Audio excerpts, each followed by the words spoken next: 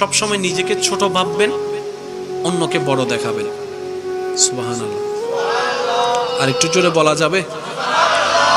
নিজেকে সবসময় ছোট ভাববেন, অন্যকে বড় দেখাবেন, অন্যকে বড় বলবেন, অন্যের প্রশংসা করবেন, অন্যের দোষ গোপন করবেন, নিজের জবানকে হেফাজত রাখার চেষ্টা করবেন, যতটুক সম্ভব চুপ থাকার চেষ্টা করবেন।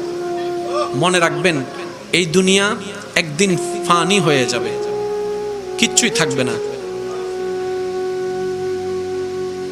दुनिया वालों ये दुनिया तो 2 दिन की है,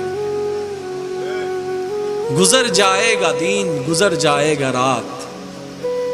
কিচ্ছুই থাকবে না, কোনো সময় কিচ্ছু থাকবে না, একটি সময় সব শেষ হয়ে যাবে।